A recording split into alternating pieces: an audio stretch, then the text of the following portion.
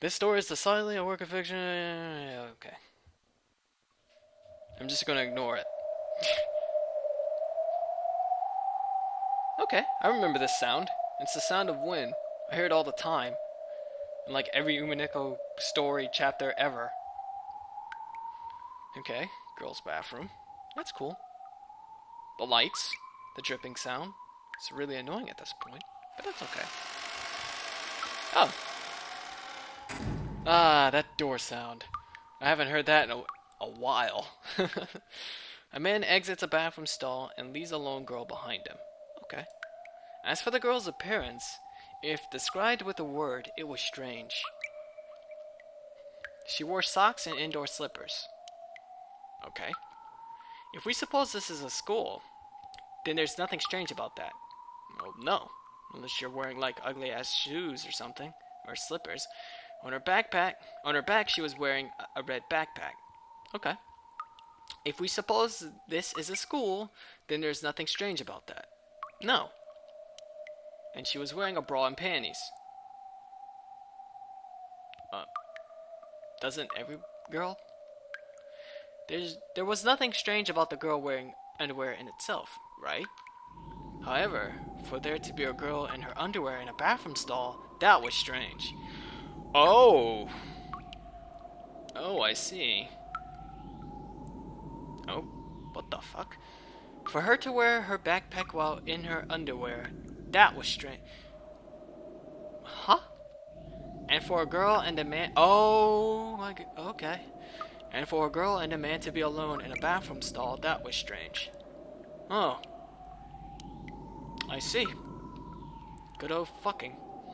Even if we imagine what kind of unseemly things could have happened here, they couldn't have been described as anything but strange. Huh. Yeah. As the echoes of the man's footsteps began to fade away, the girl remembered she was helplessly forgotten, alone in the former school building. As she sank to the floor, she began to shed tears while sobbing, "Meso meso." What does that mean?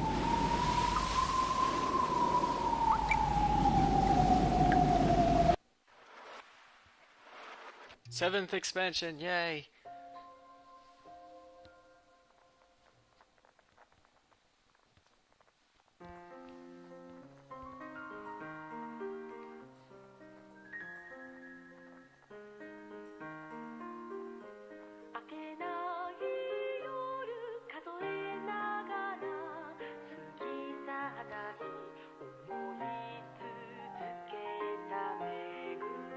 Oh, that artwork. Yeah, that artwork.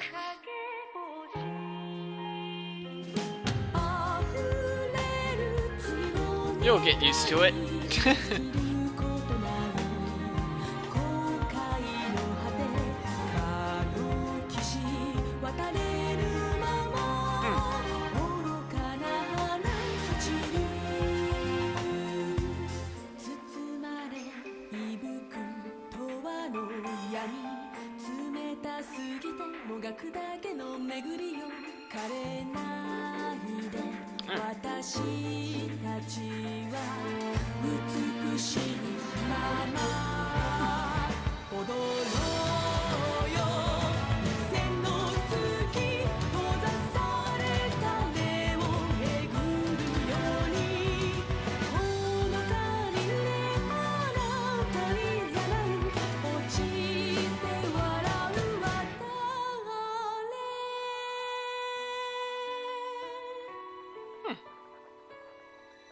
The unforgiving flowers blossom in the dead of the... Well, I wasn't done.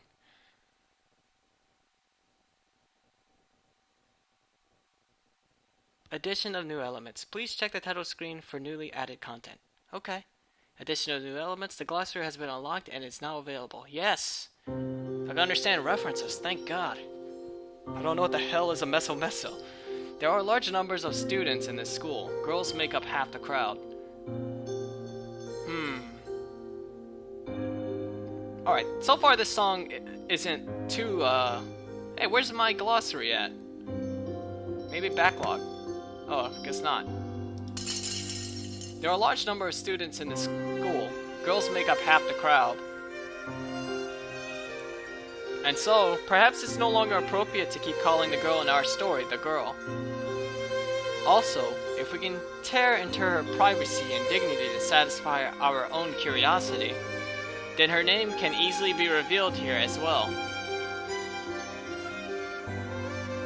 The girl's name is Marie Moria.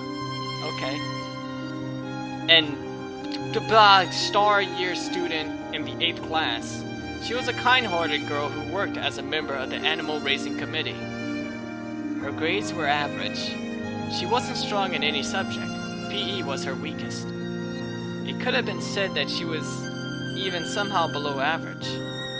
Looking at her background, Marie has assumed many class managerial positions. Wow, this song is loud. I'll put it at 5. Sorry about that. Looking at her background, Maria has assumed many managerial positions, such as committee member and team leader. Unfortunately, it's not as if she had any ambition to attain them.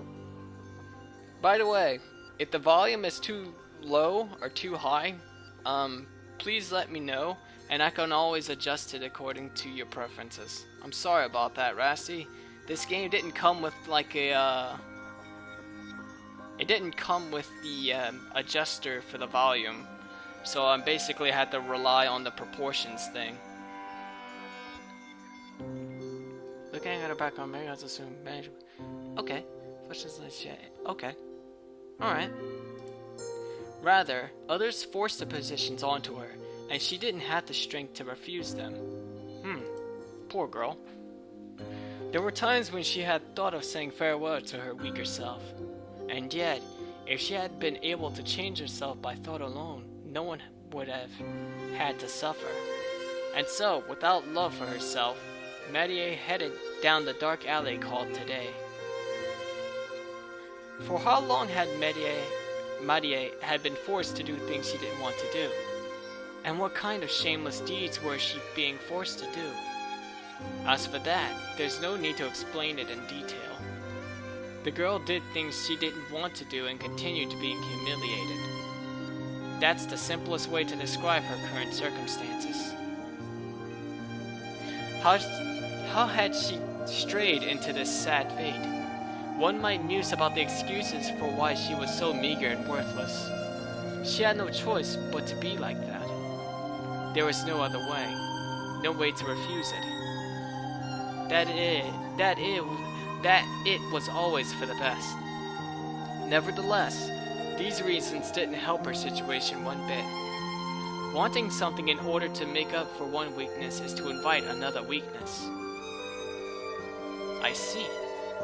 And payment to make up for that weakness again results in the search for another something to compensate. I see.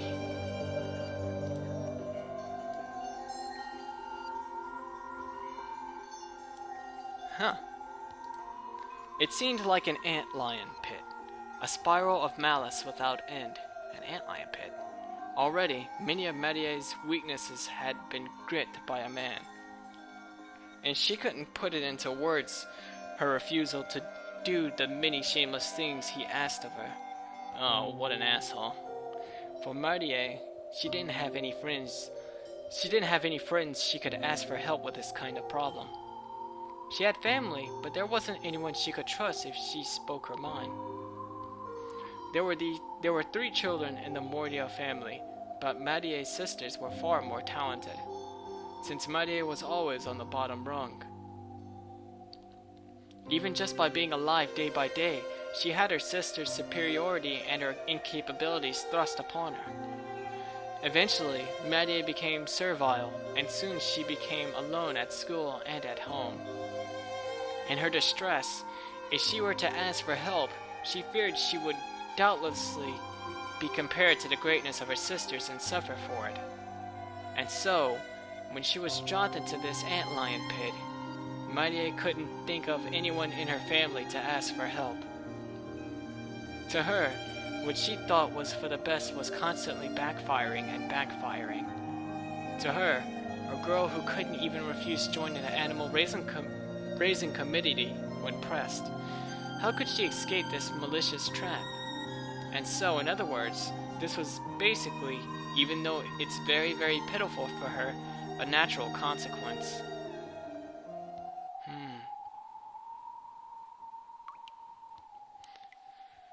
Poor girl. Marie slowly puts on her clothes and once again dons her backpack. And with its weight, she was reminded of the many disgraceful things she was forced to do mere moments ago. And so for Marie, from the moment she adorned the backpack, she felt as though she was being controlled by that man. Why did it have to turn out like this? In this oxygen-deprived air, I'd idly thought to myself that even if there was a goldfish that could swim in midair, it would have no choice but to stick its head in the water to breathe.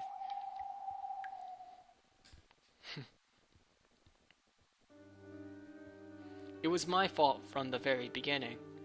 I went and did something I wasn't supposed to do, and Sensei found out and blamed me for it.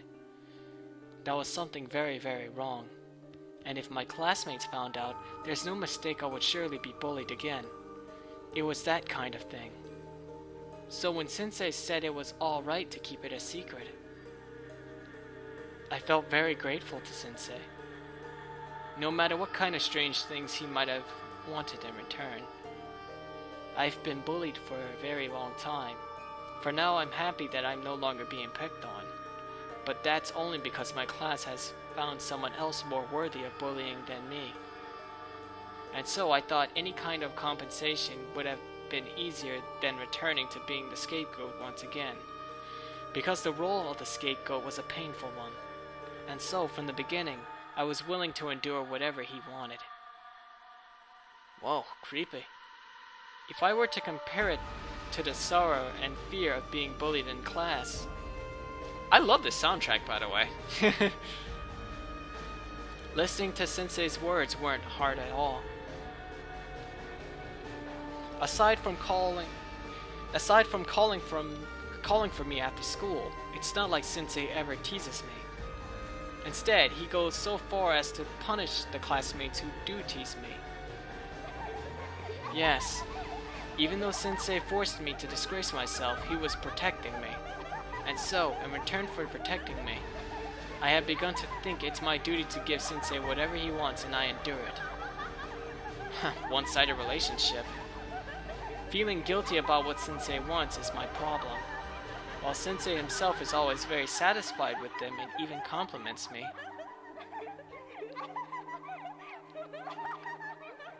So I've come to endure it, thinking that what I'm doing is good, but I don't know how to stop his desires. The deeds I should have offered up in gratitude to Sensei for protecting me are now becoming an obligation I must perform for him. The occasional after-school relationship gradually began to corrode into other times as well. He'll do things like order me to feign illness so he can take me away during class, or order me to come to school on days off. Until now, school life had been secondary. Now when Sensei wants me on weekends, I must do his bidding, and it's exhausting me. Why am I so dedicated to doing these things? These toils that I've come to endure to protect my tranquil school life, as they begin to violate that very tranquility, I'm starting to believe they no longer serve their purpose. However, there's no doubt Sensei helped protect me from those bullies. Like today, a bunch of boys who wanted to pull a prank with my textbook were all lined up out in the hall for me. And he smacked them with an open palm until they were red all over. Shruh! He even made them apologize to me. So, I can't think of Sensei as a bad person. Rather, Sensei is a good teacher who helps protect me from the bullies. And so, heeding Sensei's desires is the natural way of showing my gratitude for that. On the other hand, feeling uncomfortable means that I'm starting to lose that appreciation. Is Sensei a good person or a bad person? I don't even know that anymore. Just today, I did exactly as he said. Sensei ordered me to put on a backpack while in my underwear. His orders seemed as if he wanted me to thank him for his day's work. And it hurt because I didn't feel thankful. If Sensei didn't protect me, I would have probably been bullied in class right now. Compared to that, this is okay. Even though I thought that way, I couldn't stop myself from continuing to cry and sob. Meso meso. What's meso meso? What is that? It's like Is it that? It's isn't it? With only the victim's name revealed, the injustice of leaving the culprit's name undisclosed is something only done in newspapers. So here, the name of the man who forced Marie Moria's unreasonable destiny upon her shall be revealed. What do you mean by that? Is he dead? Just as divulged in the girl's monologue, this man is Marie's homeroom teacher. His name is Yoshito Kanamori. Damn guy, he's an asshole. I don't like him already. Young with a slender finger, even in his calm composure, he hadn't lost his humor. He was a popular teacher who many girls longed for. But that was just a matter of his appearance. On the inside, he crushed the meager desires of these girls underfoot, and he had plenty of them. He was the worst. He once had his sights on a sacred position and might have been a virtuous man. But the pressure of the real world dispersed his unrealistic dreams. Before long, coupled with the pressure of work and unrewarding days, he began to embrace an irrational anger. Even though he selflessly devoted himself to his work, no one was grateful to him for it. All he had was the trickling of his own meaningless sweat. And yet, there were a lot of people in this world who would stand on his shoulders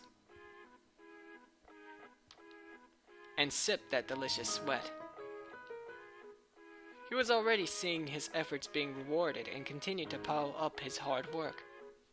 But on the other hand, during times when no one rewarded him, he had to reward himself. Because if he thought about his work up until now, this kind of deviation was justified. And so he began to reinforce his selfish reasoning. That son of a bitch. And that could only be his unconscious rage. If he hadn't found an outlet for that rage in another person, he might have continued to be a noble teacher. But he found that person. Not only that, she was also one of his own students. So from that point forward, his life lost its purity, and he unmistakably became the worst kind of man. His purpose now, when he came to school, was not to educate the next generation of girls and boys to bear the future of society, but to amuse his unrequited self by consciously violating the girl to his heart's content. Of course. And that was just the starting point of Kanamori's conscious sins. He had a weakness. No matter how much he suppressed it, his desires could not be contained from unleashing his pleasure.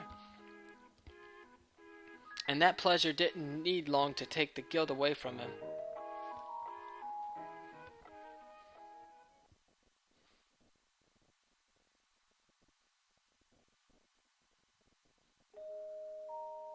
The listless morning staff meeting knew no end and went on and on. Complaints from parents about the quality and differences in each class's reports cards. There's one thing I want to at least mention at the moment. So far, there hasn't been any sort of exchange of dialogue between characters. It's just more like an introduction. So maybe we will get that exchange of dialogue later on. I guess it's just building up the story for now. Complaints about the harsh rule of not being able to use towels at the school's pool due to the spread of skin disease. What? Until as recently as last year, there was an insistent and tenaciously repetitious vice principal who put on airs and obsessively went around making declarations as if he owned the staff room. During those times, my heart wanted the school day to quickly end so I could call Maddie to the usual former school building bathroom. Oh, this is from the asshole teacher's perspective. And then I could greatly satisfy my twisted fantasies, because she could become whatever kind of outlet I desired. The pool opening began, and the school-appointed dark blue swimsuits became dazzling miracles. I think I'm just about tired of the underwear and backpack combination. Perhaps this time I'll make her wear that backpack with the school swimsuit. No doubt it'll be a laughably stupid look for her, like no one has ever seen. If I made her prepare for it, even that kind of ridiculous outfit could become a reality the next day. And the girl who could never refuse anyone would indulge in my fantasies. To control one girl with just this kind of criminal conduct, I was able to imagine myself as having reached a complete level beyond anyone else in this staff room. Plenty of different philosophies have questioned how humans could elevate themselves. How could I elevate myself as a human? How could I be at ease without being looked down upon by others? These were things I had worried about in my younger days. But the solution tumbled right under my nose: to control someone and to stand above them. By doing just that, I was able to conquer a complex that had vexed me since childhood. Not only that, I didn't feel like I was being looked down upon. On the contrary, when those students were around, I was immersed in the superiority I felt over my chit-chatting co-workers. But at the same time, as for those fears that should have completely disappeared, I was aware that some stayed in my mind. For today, tomorrow, and even the day after that, I'll probably continue to do as I please with that girl to my heart's content. And yet, for it to continue into the next year, the year after that, and even 10 years from now is impossible. Marie Moria, not unlike other students, would soon change schools, graduate. The world she surrounds herself with will change, and before I know it, a time may come when she'll be beyond my control. At that time, it would be better if we could end it cleanly, like an estranged couple's sudden breakup, but expecting that was foolish. Well, what I've come to force Marie to do is a completely excuseless crime. The girl who wants to be released from me always swears that she'll never tell anyone, but that's only while she's under my control and has nowhere to run. If her circumstances change, there's no doubt she'll immediately change that and report me to the police. For instance, how much longer can she remain obedient? People don't submit to the very depths of their souls. Until that day comes when they are released, they can only look to lessen their oppression. Someday, Marie Moria will surely betray me. With that in mind, how could I keep this going for even just one more heart-melting day? And when faced with the ends of those days, how could they end peacefully? I began to ponder. The first thing I thought of was how I could extend my power over her after she graduated. How could I control her forever without betrayal? And it's not like our bodies can last forever either. If that's the case, assuming these days have to end, I must think of a way to make them end as quietly as possible. But what resolution would be a clean ending? Since there was no guarantee she would never betray me, how could I end this so I can trust her not to stab me in the back? After following this chain of logic, the resulting solution was exceedingly simple. This answer was overflowing in countless movies, television programs, and the like, and so it instantly came to mind. What? From this point forward, in my mind, unknowingly, the idea began to bloom that Marie Moria must be killed. At least for now, Marie is obedient, having discord in her domestic environment, being unable to consult her family, and being a bullied child from the beginning. She has no friends to ask for help in class. Therefore, It's while she's obedient that I should put her away. That's fucked up. I came to realize I had in the palm of my hand a moist and detestable sweat. Yes, this was the price. The price for the unforgivable sin of violating one girl as the outlet of my desires. But the way to pay that price was through another sin, and my pile of sins reaches the height of inhumanity.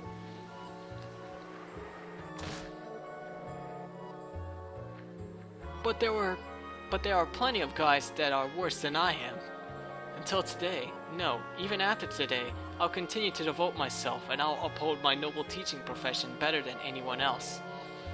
I'll energetically handle teaching homeroom, and as for the clever advisement and trouble with parents and the like, if someone complains, I'll handle everything and continue on without reward. After all, if I think of all that I've achieved so far, putting aside a crime to this degree, I still can't be considered a bad guy. No, you're fucking insane. In this world, the guy who would have done well can do as they want. In a way, this guy is right. He brings up some interesting points. But his points are a bit cruel, you know. And guys who can't end up always getting used until they drop dead. That's just it. Am I not just teaching the girl who aptly fits my reasoning, Maria Moria, that special lesson? And the guys who don't notice can only spend their lives being controlled by someone. It's natural for them to continue being exploited. Anyway, Maria is still obedient. I'm always calling her to the old building's restroom unnoticed. Perhaps I should change where we meet. I wonder if there might be a way to ask her to go somewhere unnoticed, where there'd be no evidence. And absolutely without exposing myself, finally kill her? I'll think it over. I had to come up with a foolproof plan.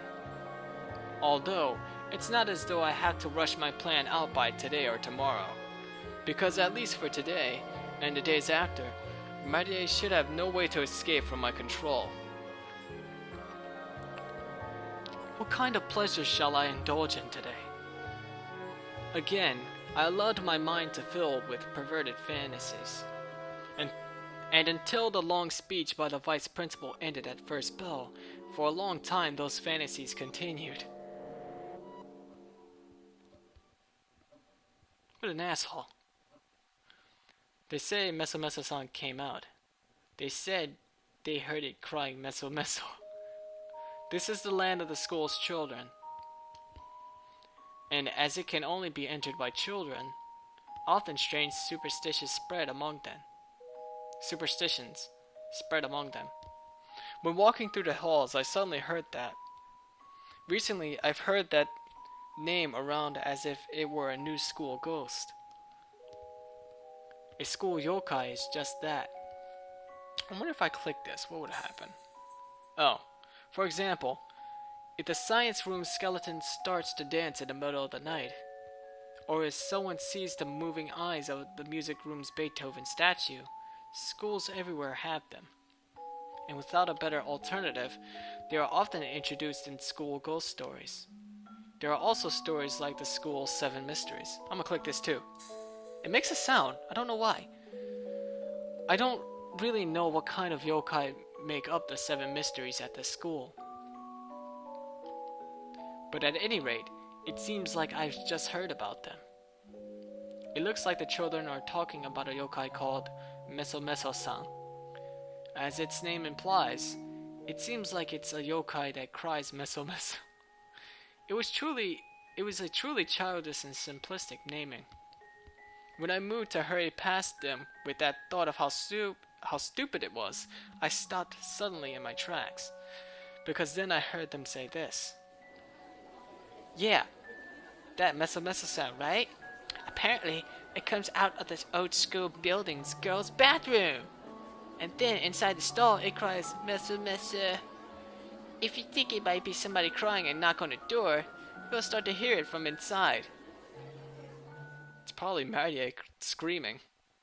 Meso Meso, Meso Meso. You out there, please listen to my pitiful story. Without knowing it, a shiver began to creep up my spine. The Mesa-Mesa-san the students were talking about wasn't a yokai or anything of the sort, because it might have really existed. In the old school's building's restroom, someone had been crying. And when someone asked what was wrong, they answered, "Please listen to my pitiful story."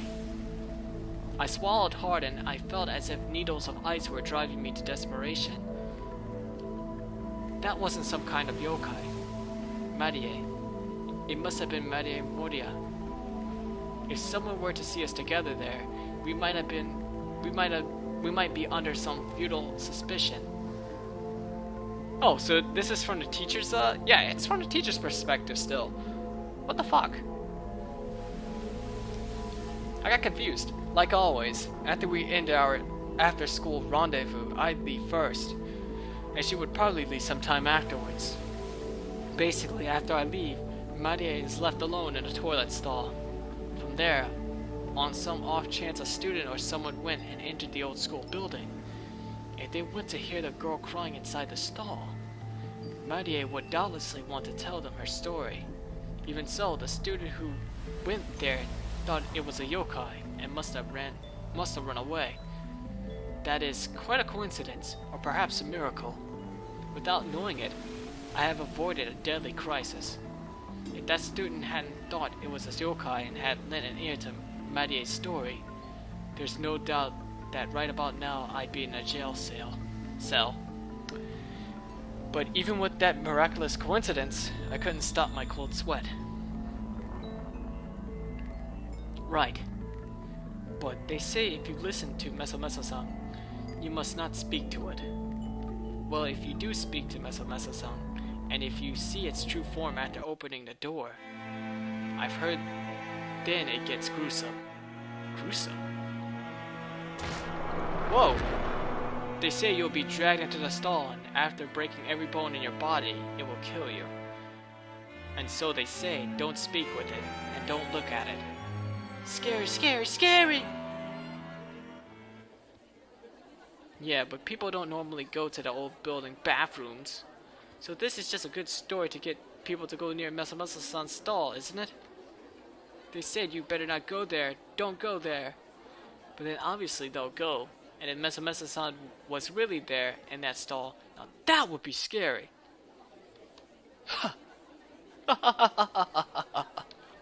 Without thinking, I was barely able to contain myself from bursting into laughter while listening to that conversation. Someone who had heard Marie Moria's cries made a ghost story. Up until that point, this had been a dangerous miscalculation. But I would never in my dreams have imagined for them to advise against going near the stall. Marie's cries that wanted salvation ironically backfired and drove students away from her. The girls are superstitious, and naturally they wouldn't imitate this sort of transgression. On the other hand, the boys will really like this idea. However, no matter what kind of reason they might have, the girls' bathroom is such a forbidden place for the pre-pubescent boys that if they were to set foot in it, they would be accosted for it. In other words, Mesa-Mesa-san's ghost story, now more than ever, has driven people away from that bathroom. Oh shit. He's gonna do his sick raping time. Hey, I'm familiar with this background. I see it all the time. No, that's probably too optimistic. While almost all the students might be scared by the ghost story, this school is just too big. There must be at least one student who isn't afraid. And speaking of that person, if he were to tell the students our secret, it would mean my ruin. I must have realized the strain of the situation coming back once again. I told Marie to come to the usual old school building's bathroom after school today as well. And lastly, it might be best if I monitor the situation a bit.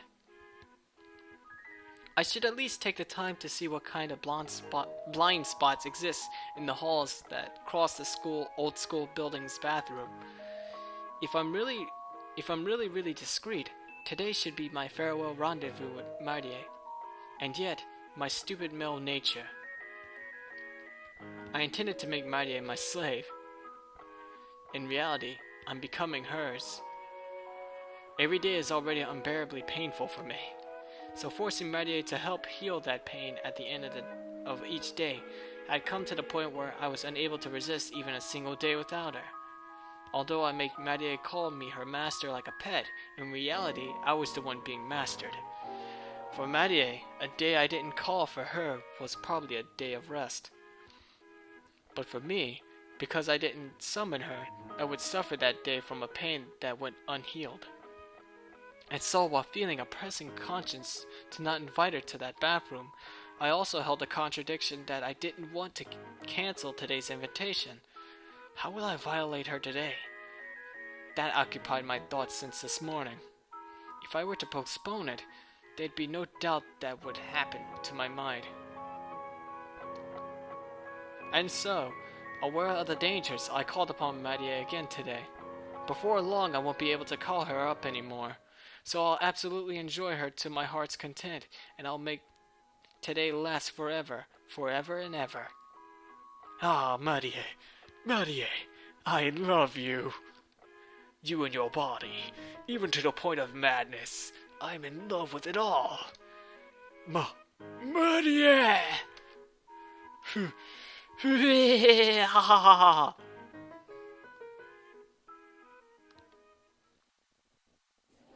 Of course, Mesamasa-san's story didn't even reach Marie's ears. Oh shit.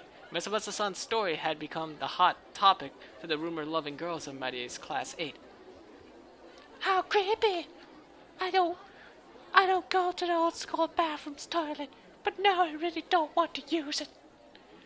But it's scary. Even if it wasn't in the old school building, if I were to knock on a closed stall door, and from the inside heard Meso, I'd freak out. What would you do? Let's say you knocked, and it's something like, Meso, you're there? Listen to my pitiful story. Yeah! Ah! Run away! Just by replying like that, I'd probably kill you by crushing every bone in your body, right? No! While listening to this, Marie was feeling sad. Why doesn't anyone listen to the sorrows of the person inside? Marie also realized that it was probably about her. She didn't remember it well, but earlier, she was forced to do something horrible that she had never done before. It was hard for her, painful, and after she had been released, she couldn't hold back the tears. At the time someone came to the bathroom, she wanted them to save her from her terrible sadness, and she had a feeling that she had said something like that. And so, like it said in the ghost story, that someone on the other side of the door ran away, and that incident suddenly became a ghost story. And she was also suddenly made out to be a yokai called Meso-san. Even if she wanted to be saved by someone, if they asked to hear her story, they would be killed by having all the bones in their bodies crushed. And so no one would dare ask. It was sad. Having her sole act of courage turned into the work of a yokai by someone's story left her feelings downhearted. But she thought being a yokai might not have been bad, because she didn't know when those nightmarish days would end. Marie's heart had already become like ash. Poor girl.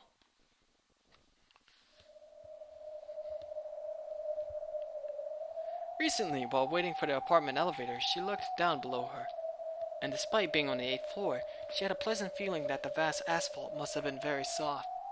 Don't do it! For someone without family, school, and a place in the world, who no longer knew what tomorrow would bring, could the asphalt truly and kindly bring it all to an end? And so she thought.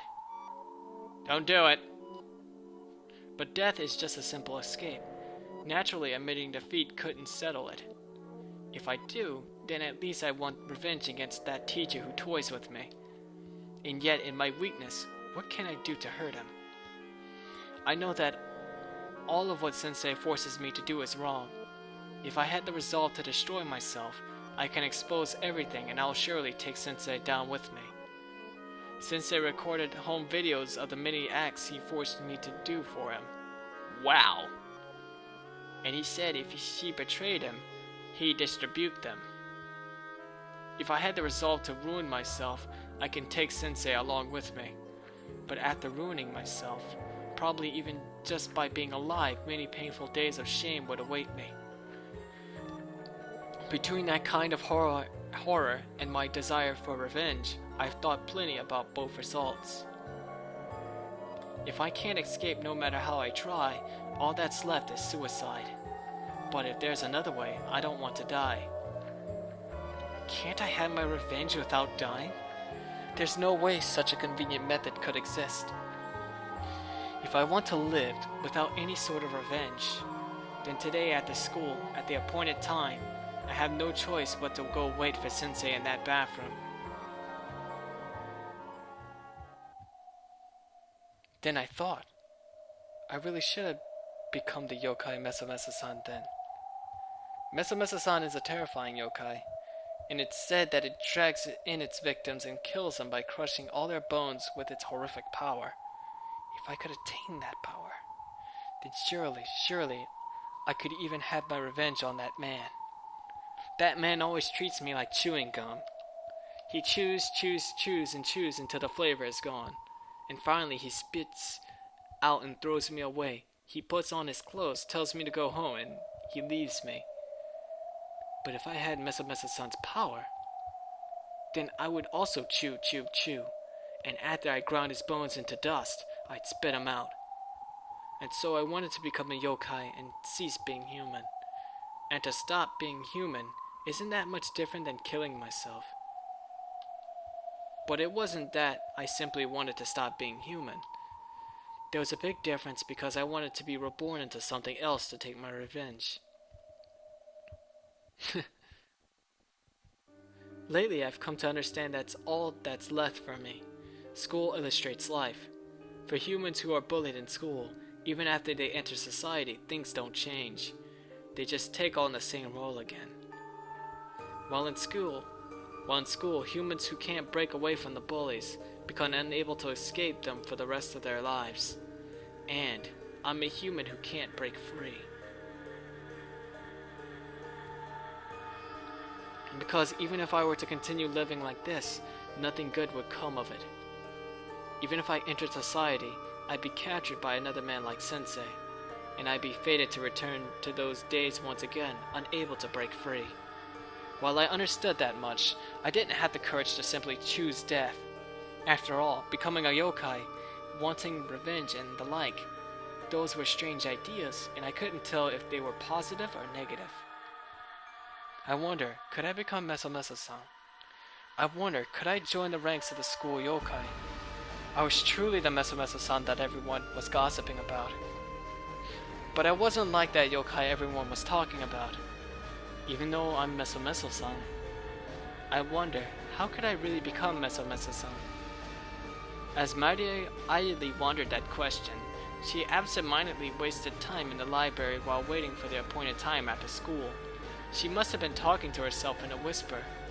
Even if there were people listening, her voice must have been too quiet to warrant asking if she had said something. Even so, since that whisper received a reply, Marie couldn't help but be surprised. So you're saying you're Mesamesa-san? Eh?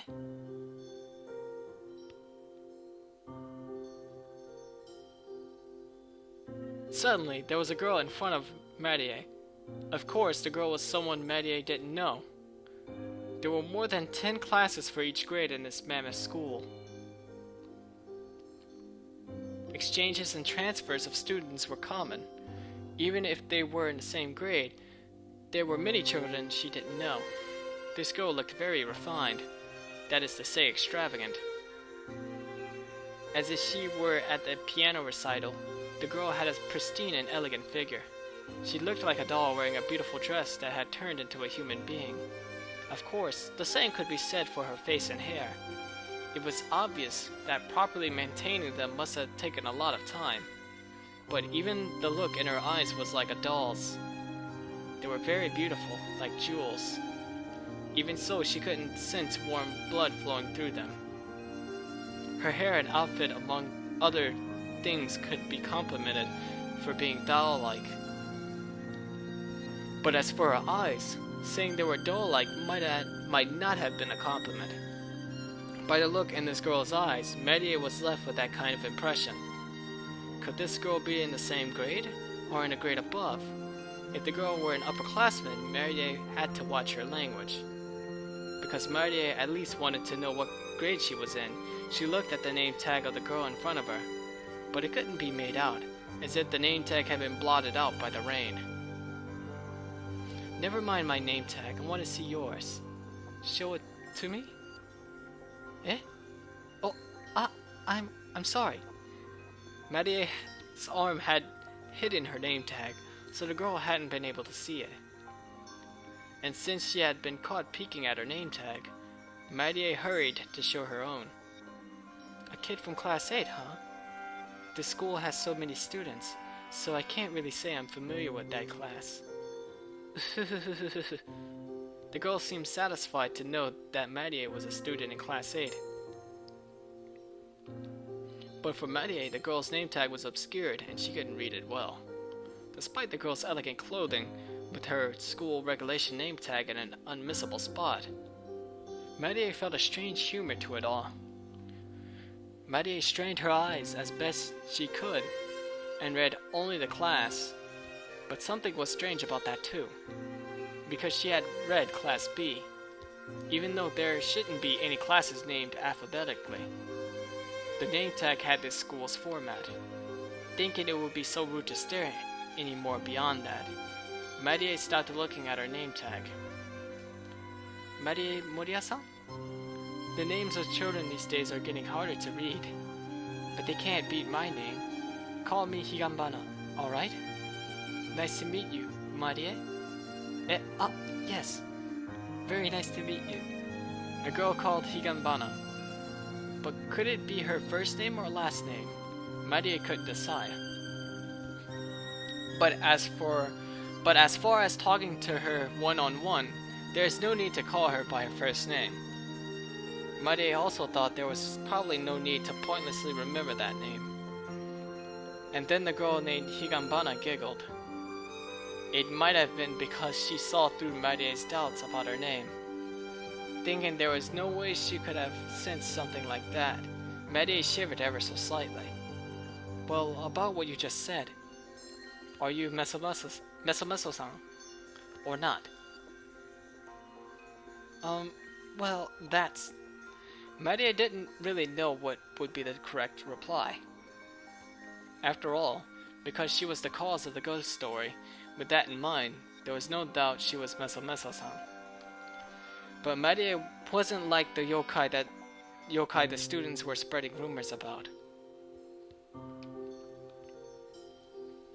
And so Marie, not knowing how best to respond, must have been perplexed for a time. Higanbana giggled watching Marie's bewilderment. It was as if she understood even without Marie saying a word. There are a lot of children gathered here at a school this big. Did you know? Yokai gathered the hearts of people. So if there's a school with this many students crowding about, then more yokai would gather here than at a normal school. You know, don't you? The school's 7 mysteries.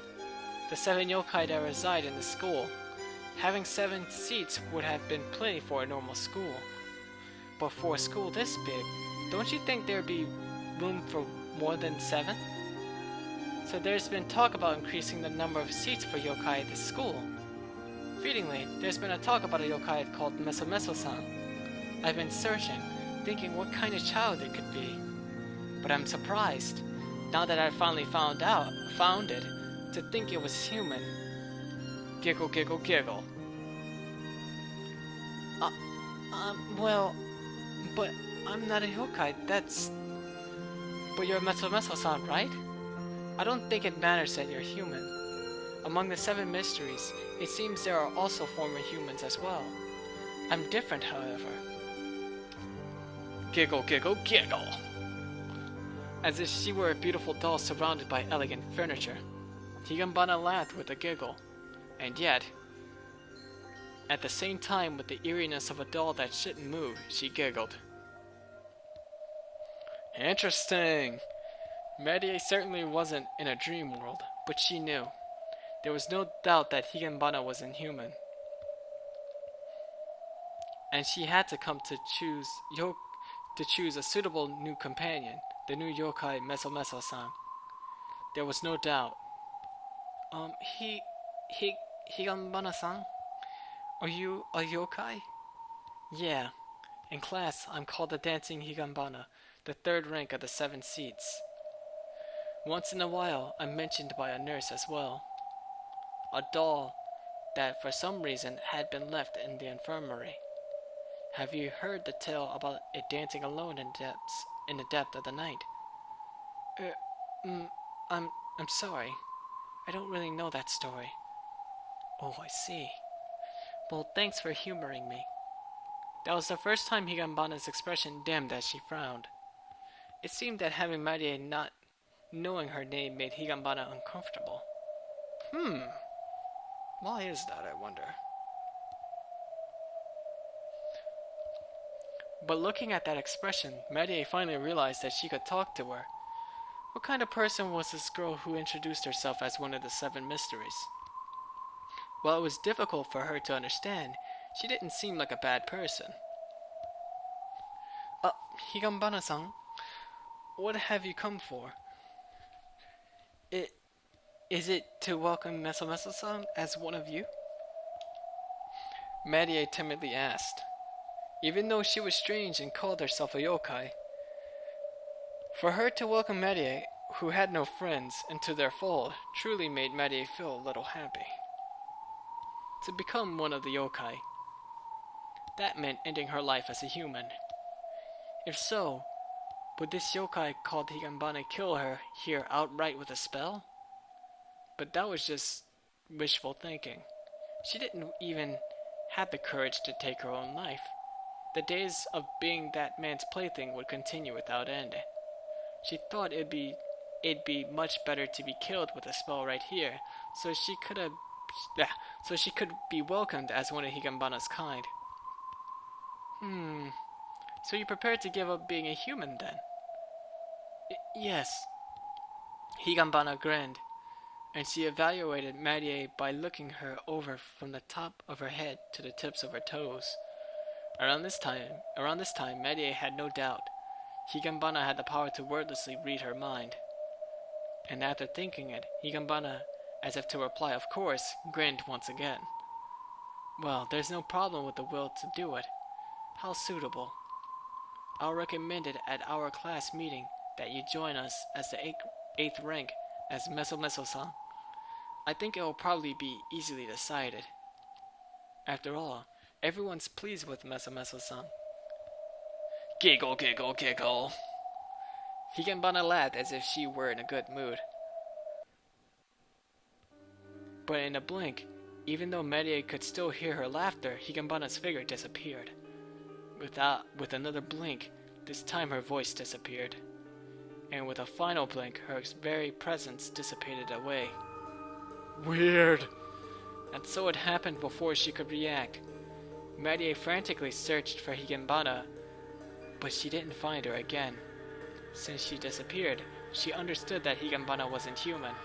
She felt happiness knowing that she had been invited to be a part of that kind of existence. But since she disappeared, there was the terrifying thought that everything that happened just now might have all been a daydream. Wanting to wipe that thought from her mind, she searches for Higanbana.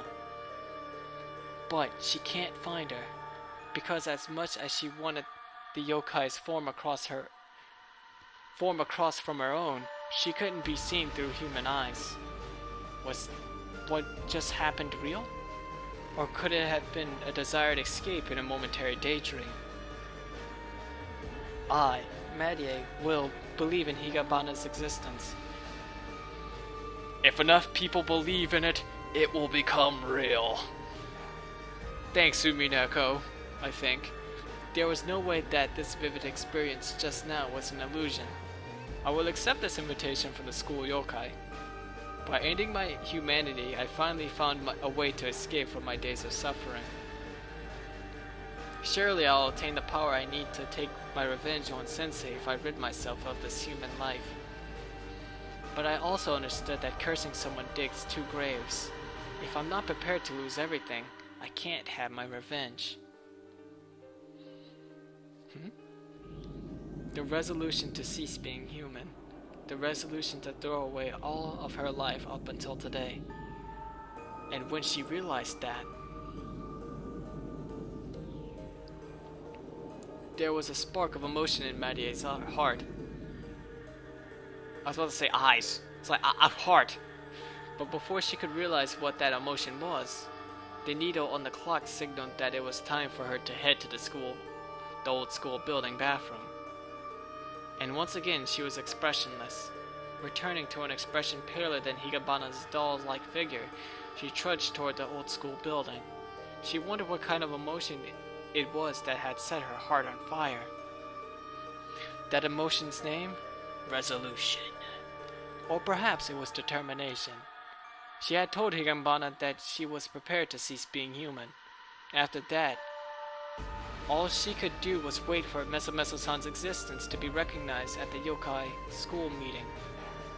If I were recognized by them, I might be welcome to live as a yokai in the school. I'll likely lose my life, and I'll probably have to go through a rite of passage to end my life as a human. In other words, I will soon end my human life. If that's so, since I have nothing left to lose, wouldn't it be alright if I could still try just one act of bravery while I've still got my human body? Marie headed for the old school's building's bathroom with her head down. But in those clenched fists of hers, she held a tiny bit of strength. What's gonna happen? Is the teacher gonna be like, I'm gonna kill you? Or is Marie gonna kick his ass first? Man. Sensei, I'd like to speak with you. When Marie began to talk like that, Kanamori instinctively knew.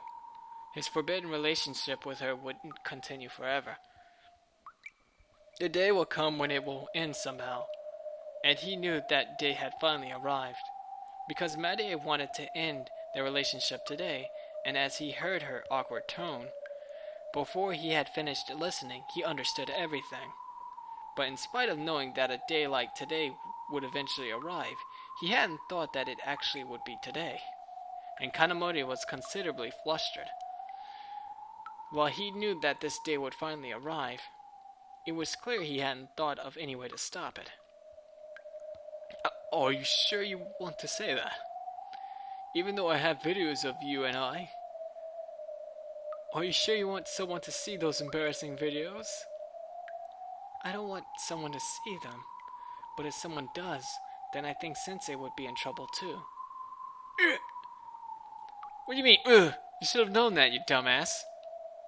Although he had exhausted the utmost cruelty upon her, Kanamori was a teacher who cultivated a large number of students under his observing eye.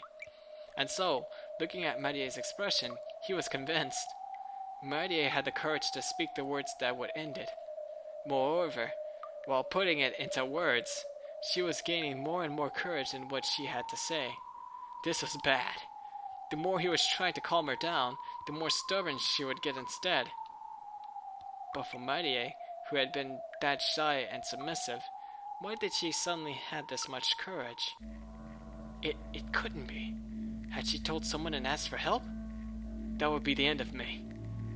The risk of those days leading 2 lives. I should have known the risk more than anyone, but I had forgotten the riskiness by overindulging in those days of pleasure. I had presumed that by using a tape as blackmail I could make her surrender. The recordings of the deeds I forced Marie to do naturally didn't just have meaning as insurance. They were the only thing that satisfied my own base desires, but conveniently, it became a control to prevent betrayal from her. And ironically, it became your downfall so far. Tape recordings of the acts became a thread. One that was useful for Marie's particular stereotype. But those tape recordings that threatened her, like a gigantic dominating fortress, were quickly negated, and the shackles that now held Marie under my control were beginning to fade away from existence. Did you talk to anyone about this or something? No. I still haven't told anyone. If you were to tell someone, Sensei would, that tape. I don't want that. But, well, if Sensei were to destroy those tapes, I wouldn't tell anyone. Kanamori felt slight relief. Maddie still hadn't told anyone. My destruction hadn't arrived yet. It's still not too late. I could still find another way. Even though Maddie is becoming stronger, those tape recordings were her Achilles' heel. After all, she was using them as an equal condition in exchange for not telling anyone.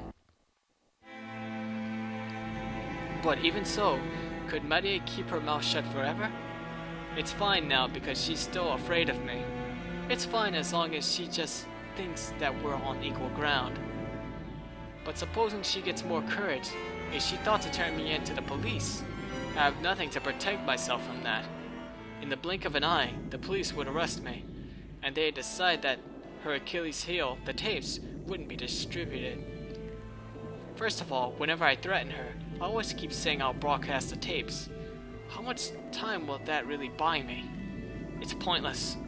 This isn't as simple as a hidden switchblade concealed in her pocket that would bring my ruin with a single strike. Compared to that, running to the police is far, far simpler. Thankfully, Marie believes that we're on equal ground for now. If she realized the overwhelming difference, that would quickly be the tiebreaker. In addition to that, none of my efforts could protect me. Basically, that balance is already being torn apart. It's just that Marie hasn't noticed it. Today she can deceive me by pretending to consent at this place, but tonight she might phone the police. It's too late, because my control no longer reaches Marie. Yes, when she leaves my sight, it's over. It's not strange that she's already baring her fangs. Even so, Marie still hasn't entirely realized her circumstances. What a stupid brat! That kind of thick-headed stupidity was the capacity of this bullied child after all. To that kind of stupidity, stacked next to my great work until now, my prestigious high school, my prestigious university, and continuing on as a teacher, and before long vice principal, and I, who would go on to become headmaster, as if she could even follow my footsteps.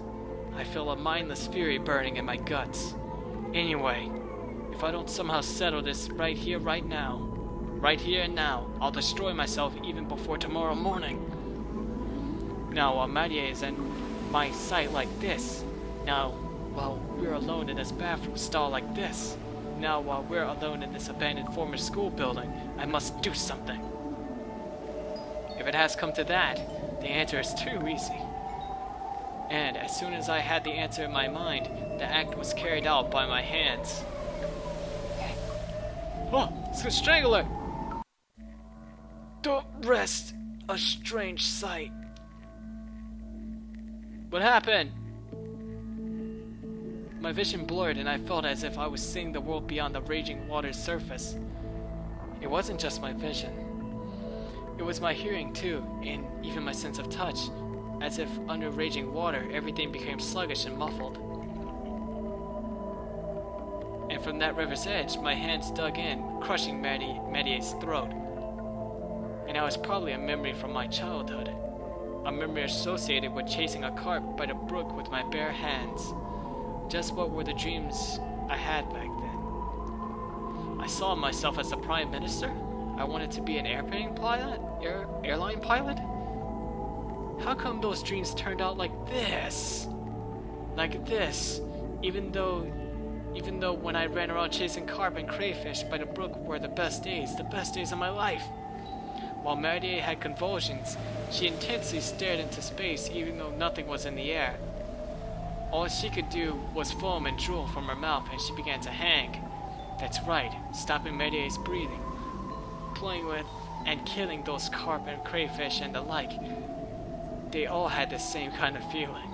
So basically, living creatures, humans, carp, and even crayfish, and the end, there's not much difference.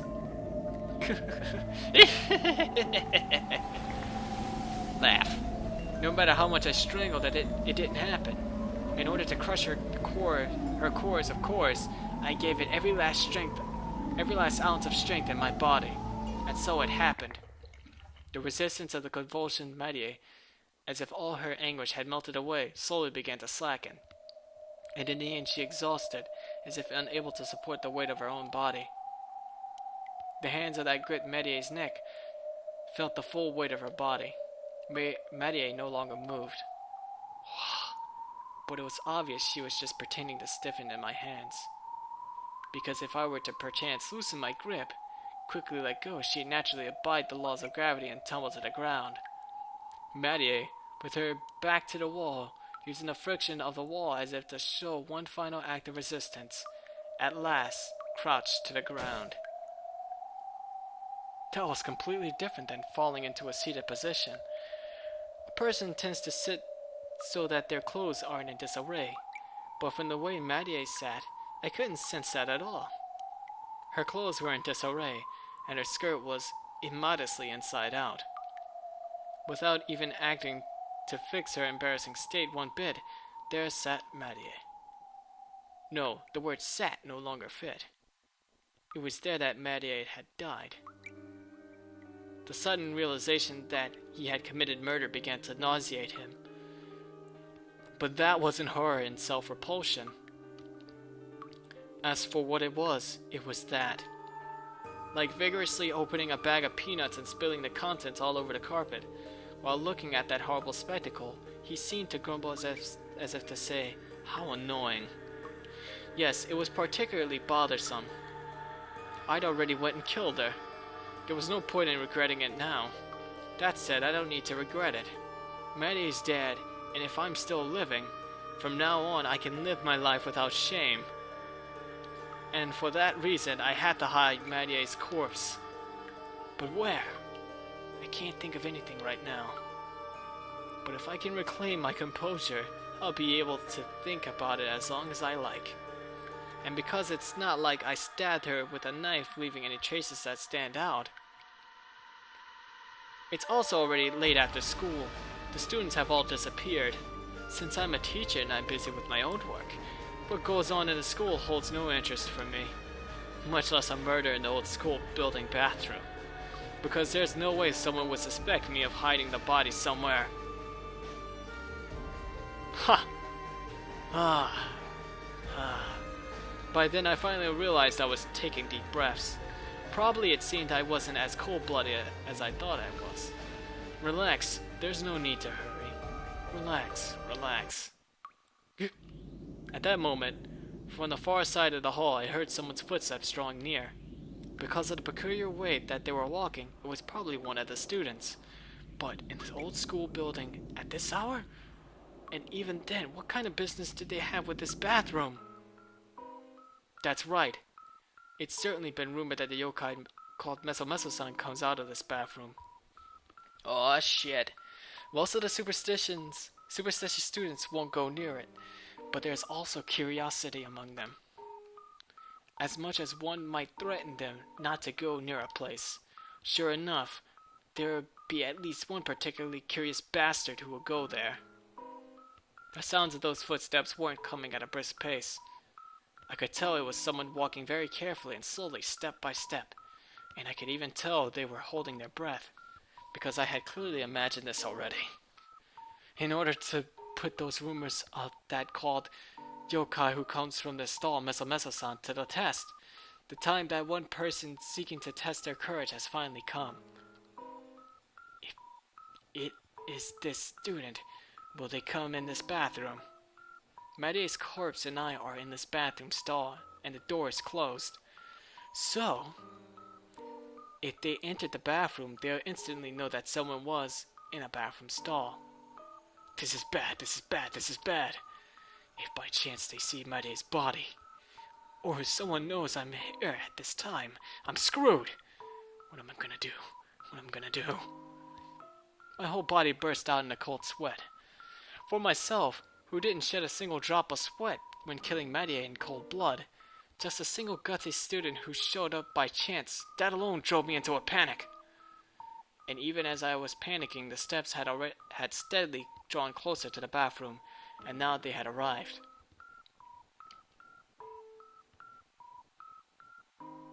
Who is it? Tap, tap, tap. Those footsteps stopped at the entrance to the bathroom. Knowing that the stall's door was closed, I gulped. Gulp. And, maybe just by seeing it was closed, maybe they think it was truly empty. At any rate, in order to confirm that thought, slowly it stepped into the bathroom. Slowly, closer. What should I do? What should I do? Slowly closer. Closer still. Please go back the way you came, please. Go back the way you came. Closer and closer, closer and closer. Exclamation marks! With seconds feeling like hours, time froze. And then, a knock! Knock, knock. They hit it! They knocked! A knock was a confirmation if someone was inside or not. If an answer doesn't come from in here, maybe they'll wonder why no one is inside and climb up to peek from above. Here's a thing. Here's a weird thing. It's a bathroom stall, right? Is it the female's bathroom stall or the male's bathroom stall? Because in the bathroom stalls, you can actually see someone's feet in the bathroom before you enter. So if it's occupied, you know that it's occupied. Because you can tell when you go in that someone is in there. So what kind of stall is this? Is it like a regular stall, or do they make bathroom stalls to where the walls are covered? I don't understand. I really don't. I'm kind of confused. I'm also confused about Maddie as well when she fell back. Couldn't a person tell that her corpse is on the ground if she fell against the door? I don't know. I'm basing this on the bathroom stalls that most American bathrooms have, where you can tell before you enter. But I don't know what kind of stall this is, so. Oh, yeah, I read that. Okay. Or easier yet, they'd squat down and peek through the hole under the door. Either way, they'll realize the strangeness of there being more than one person inside! Dang it, if I don't return the knock. Knock back, knock, knock. But if I do that, won't they just be interested that someone's inside? This is bad, this is bad, this is bad. I have no choice but to be seen, to show myself. Ah, oh, damn it, damn it, damn it! If I don't go out that door, then I'll also have silenced this stupid gutsy student and send him out the Mattier! But two would be bad, and even though one might be tough, if I kill two more, I have no confidence I could get away with it. And this brat's friends might even be waiting outside for them to get back. Wow! A scream that couldn't have come from my mouth filled my chest, and in my emptied mind, it made me feel as if a firework had sparked in the pure white mist. As if I were no longer myself, I felt I had escaped reality. And when faced with a do-or-die situation, bold words even I couldn't imagine spilled from my mouth. You said it, didn't you? Meso meso. Meso meso. You said it. That was Meso meso-san's line. From the other side of the door, I certainly heard a primary schoolgirl scream with a hee that took her breath away. Meso meso, meso meso. You there. Please listen to my pitiful story. Okay. So the stalls. They showed a picture of the stalls. That's good. It looks like it's covered entirely. Even the doors, too. So you can't really tell who's inside. Interesting. Okay. Pitifully. And I spoke while imagining as if Meso Meso sung. No, as if Mattier had said it. Feebly, with a high pitch. The other side of the door was silent. Perhaps this third-rate performance wasn't enough. As my impatience grew, the silence from the other side of the door was broken. It's here! That was undoubtedly the primary schoolgirl's scream. The words, "It's here," are commonly used when encountering a ghost. In other words, the girl who sought to test her courage believed she encountered Meso Meso-san. As if she had forgotten the discretion from when she came, the noise of loud footsteps began to head far off in the distance. You damn bitch. That's what you get.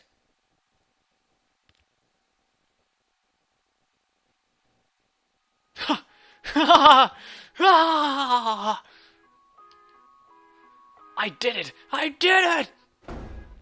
The instant I completely exhausted my wild laughter, and the instant I believed my enemy had been repelled, I acted with lightning speed. I picked up Marie's body and flew out of there, because soon a crowd might rush into this bathroom. It wasn't just one person testing their courage. Perhaps by losing a game of rock, paper, scissors, she was made to come here as punishment. So if her companions hear it's here, they'll probably all rush in here at once. While holding Marie, I turned back to the stall. Like looking at the seats, after getting out of a late night taxi, I wanted to make sure I didn't forget anything. It's fine. Nothing. There should be no traces of any kind. Now quick! This place won't be safe for long. Diving into the first empty classroom before the restrooms, hiding Marie's body in the shadow of a platform.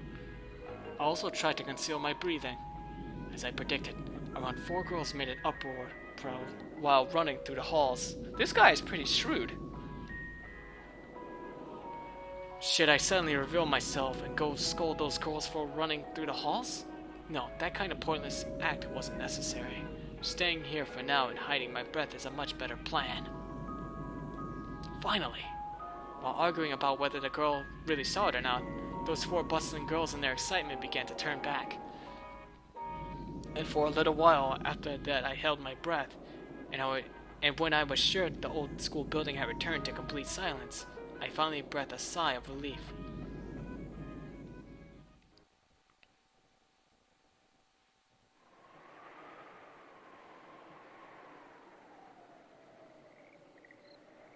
Alright. Well, that's basically it for today. Higanbana. That was pretty fun. I enjoyed it. That was pretty cool. I still don't know where the, maybe if I go to, turn a title screen, I might see it. Oh, there's a glossary. Let's go here. I see. I'll read this later. Anyway, tell me how you think about it. Did you enjoy the story? Did you enjoy how weird this is getting? Because honestly, I'm kind of getting into it. Strange. It's those mysterious stuff that really gets your, it's the suspense that really gets you going. Like, who is this Higanbana person? What are the 7 yokai mysteries? And how is that asshole Kanamura, whatever his face, gonna, how is he gonna get out of this situation? How is he gonna fix this situation, etc. It's interesting to see it from his perspective as well. So I thought that was pretty cool. Anyway, any questions and comments, please let me know. And I will see you on the next time, hopefully, on this Higanbana no Saku Yoru ni. Bye! Thank you for today.